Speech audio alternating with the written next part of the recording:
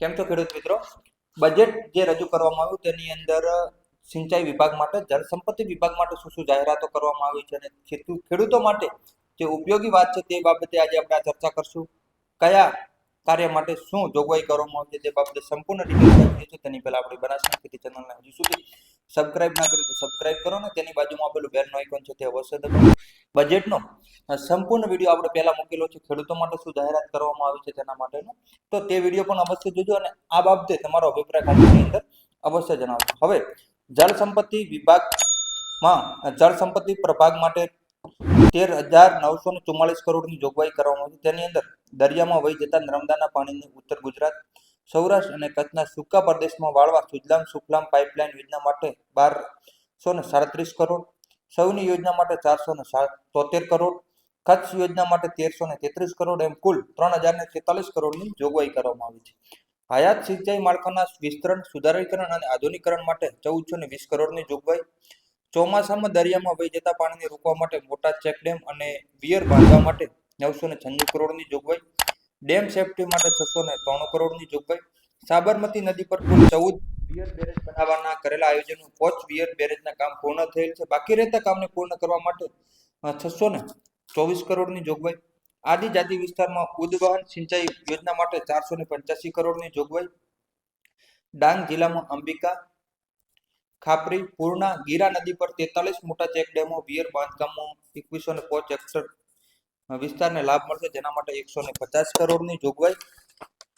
વલસાડ જિલ્લાના મધુબન ડેમ આધારિત ધરમપુર, કપરાડા ઉદ્વહન સિંચાઈ યોજના માટે 35 ગામોને 16,235 હેક્ટર વિસ્તારમાં સિંચાઈ સુવિધા ઉપલબ્ધ થશે, જેના માટે 85 કરોડની જોગવાઈ, છોટા ઉદેપુર, દાહોદ, પંચમહાલ જિલ્લાના નર્મદા આધારિત ઉદ્વહન સિંચાઈ યોજના માટે 18 તાલુકાના 51,480 હેક્ટર સિંચાઈ માટે ઉપલબ્ધ કરવાનું આયોજન છે. હવે ભાડભૂત યોજનાની અંદર સમુદ્રનું પાણી, ખારું પાણી નર્મદા નદીમાં પ્રવેશતું અટકાવવા માટે નર્મદા જિલ્લાના ભાડભૂત ખાતે બેરેજની યોજના પ્રગતિ હેઠળ છે, જે માટે 1,700 કરોડની જોગવાઈ કરવામાં આવી છે. સરદાર સરોવર યોજનાની અંદર 3,317 કરોડની જોગવાઈ, જેમાં અમદાવાદ જિલ્લાના નળ કાંઠા વિસ્તારમાં ફેઝ 2 ના સિંચાઈ સુવિધા વધારવા માટે 600 કરોડની જોગવાઈ, સુરેન્દ્રનગર જિલ્લાના લખતર તાલુકાના ભાસ્કરપુરા ગામ તળાવથી ધોલેરા સર વિસ્તારને જે પાઇપલાઇન દ્વારા 100 MLD પાણી પૂરું પાડવા માટે 300 કરોડની જોગવાઈ, કચ્છ જિલ્લામાં દુધઈ સબ બ્રાન્ચ કેનલના કામ માટે 230 કરોડની જોગવાઈ, પાટણ જિલ્લાના સાંતલપુર તાલુકાના 11 ગામોને કમાન્ડ વિસ્તાર બહારના વિસ્તાર માટે સિંચાઈ ઉદ્વહન પાઇપ પ્રોજેક્ટ માટે 80 કરોડની જોગવાઈ. તો ખેડૂત મિત્રો, આ હતી સિંચાઈ અને પાણી માટે જે સરકારશ્રી દ્વારા બજેટમાં જે સમાવેશ કરવામાં આવ્યો છે તેના માટેની જોગવાઈ. પશુપાલન, મુખ્યમંત્રી ગૌ માતા પોષણ યોજના અંતર્ગત 500 કરોડની જોગવાઈ, કામધેનુ યુનિવર્સિટીના પશુ વિજ્ઞાન, ડેરી વિજ્ઞાન અને મત્સ્ય વિજ્ઞાનની વિવિધ યોજના માટે 424 કરોડની જોગવાઈ, ગાભણ પશુ અને વિયાણ થયેલ પશુના ખાનદાન સહાયની યોજનામાં 1,53,000 લાભાર્થીઓને આવરી લેવા 63 કરોડની જોગવાઈ, રાજ્યમાં ફરતા પશુ દવાખાનાની સેવા માટે 56 કરોડની જોગવાઈ, મુખ્યમંત્રી નિઃશુલ્ક પશુ સારવાર યોજના માટે 52 કરોડની જોગવાઈ, દરેક જિલ્લાની પશુ કલ્યાણ સમિતિને સહાય માટે 34 કરોડની જોગવાઈ, કામધેનુ યુનિવર્સિટી હેઠળ ભુજ અને હિંમતનગર ખાતે પશુ ચિકિત્સાલય અને પશુપાલન મહાવિજ્ઞાનના સુદ્રઢીકરણ માટે 18 કરોડની જોગવાઈ, ખેડૂત પશુપાલકોને સુધારેલી જાતોના બિયારણ મિની કિટ પૂરી પાડવા અને ચાપ કટરની ખરીદી પર 16 કરોડની જોગવાઈ,